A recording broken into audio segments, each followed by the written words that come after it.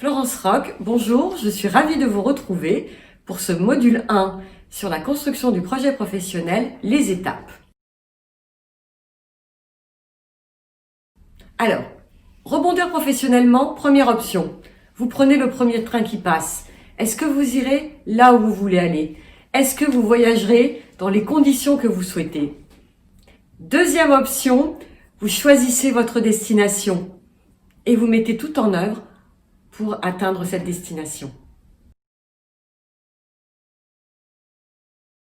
Alors le plan A, qu'est-ce que c'est? Quelques rappels. C'est plusieurs éléments. Premier élément, vos besoins fondamentaux. Deuxième élément, vos compétences. Troisième élément, votre projet de vie à court et moyen terme. Et enfin, l'adéquation marché. Eh bien, le projet, c'est l'intersection de tous ces éléments. Quelques idées préconçues avant de rentrer dans le vif du sujet à mettre au panier. Première idée préconçue, avoir une chasse trop élargie. J'ai entendu pas mal de monde dans des ateliers, dans des conférences, à des petits déjeuners me dire « mais moi je cherche plusieurs opportunités pour être sûr d'en trouver une ». Déjà, pas certain que vous en trouvez une. Et puis si vous en trouvez une, est-ce qu'elle va vous convenir? Attention aux erreurs de casting. Deuxième idée préconçue à mettre au panier. Avoir une communication sans facteur différenciant. Vous êtes marketeur, vous êtes dans la finance, vous êtes dans la supply chain, vous êtes développeur, vous êtes tous des êtres uniques qui avaient des compétences spécifiques et qui pourraient évoluer dans des environnements bien spécifiques. Alors, mettez vos compétences et vos facteurs différenciants en avant. Troisième idée préconçue à mettre au panier, allez trop vite. Je vous recommande de prendre le temps de bien construire votre projet parce que si vous êtes convaincu, vous serez convaincant et vous aiderez les autres à vous aider. Les clés de réussite de votre construction du plan A, c'est 6 étapes. Première étape, votre dynamique personnelle. Comment vous êtes-vous construit? Quelle est votre éducation? Quelle est votre famille? Quelles sont les valeurs qui vous ont été inculquées? Quels sont vos modes relationnels? Comment vous entrez en contact avec vos collaborateurs, avec vos managers, avec vos pairs, avec vos prestataires? Quels sont vos besoins fondamentaux? En tant qu'être humain, tout ce que nous faisons professionnellement, personnellement, nous le faisons pour nous nourrir. De quoi avez-vous besoin? Quels sont vos fondamentaux de personnalité? Question.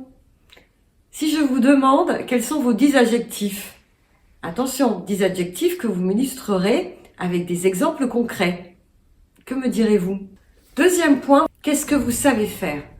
Quelles sont vos réalisations professionnelles? Qu'est-ce que vous savez faire de si bien que les autres ne font pas? Qu'est-ce qui vous motive? Qu'est-ce que vous voulez faire demain et qu'est-ce que vous ne voulez plus faire? Quel est le manager dont vous avez besoin pour délivrer avec satisfaction, pour continuer à évoluer? Quelle est l'organisation la plus optimale pour vous? Est-ce que vous êtes plus à l'aise dans un grand groupe international? Est-ce que vous êtes plus à l'aise dans une plus petite société, dans une entreprise de service? Quels sont vos talents? Est-ce que vous êtes un intuitif? Est-ce que vous êtes quelqu'un qui a besoin de collectif pour avancer? Est-ce que vous êtes un conceptuel? Besoin de réfléchir? Est-ce que vous savez énoncer clairement ce qui est complexe? Est-ce que vous êtes quelqu'un qui est dans l'action? C'est-à-dire qui a besoin de projets concrets avec des résultats rapides? Je vous propose d'y réfléchir. Une fois que vous avez travaillé en profondeur votre dynamique personnelle et votre dynamique professionnelle, eh bien vous êtes à même de faire la synthèse, le tour du propriétaire en termes de force, d'atouts et de limites. Et puis, vous serez à même de construire le projet. Quatrième étape, l'analyse des projets pour identifier le plan A. Vous avez projet 1, projet 2, projet 3, projet 4. Ça peut être une même fonction dans 2 types d'organisations différentes. Ça peut être une même fonction sous forme salariale ou alors en tant qu'indépendant. Et puis ça peut être tout à fait autre chose. Eh bien pour chacun des projets, vous allez faire une analyse en termes d'avantages et d'inconvénients et d'atouts de réussite et de freins. Et tout naturellement, votre plan A va venir à vous. Ça y est, vous avez votre plan A. 5e étape, les outils de communication. Le CV. Un CV orienté projet. Un CV qui met en évidence vos compétences au service de votre projet. Un CV qui met en évidence les éléments de votre parcours professionnel au service du projet. Le pitch. Un pitch qui présente à votre interlocuteur qui vous êtes, ce que vous avez fait, ce que vous savez faire et votre projet. LinkedIn. Un autre vecteur de communication visible par tous, encore une fois, le projet et les éléments clés de vos réalisations au service de votre projet. Attention, LinkedIn n'est pas un outil de CV, donc restez synthétique. La carte de visite. Une carte de visite qui met en évidence votre projet, encore une fois, et que vous pourrez remettre à votre interlocuteur. Et maintenant, votre stratégie de mise en œuvre. Vous savez ce que vous avez à offrir. Donc maintenant, vous allez définir à qui vous l'offrez. Quelles sont les entreprises à qui vous allez vous adresser. Comment vous allez l'offrir? Le marché apparent, les annonces, votre réseau. C'est le moment d'identifier les personnes à contacter pour présenter votre projet et obtenir des noms pour aller développer votre réseau.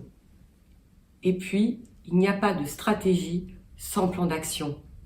À vous de définir les étapes et le qui, donc c'est vous, et le quand, et timer votre plan d'action dans la durée. Et là, vous arriverez à mettre en œuvre votre plan A. Alors, 3 éléments fondamentaux pour réussir cette construction. Il vous faut du temps. Donnez-vous le temps d'y consacrer le temps nécessaire.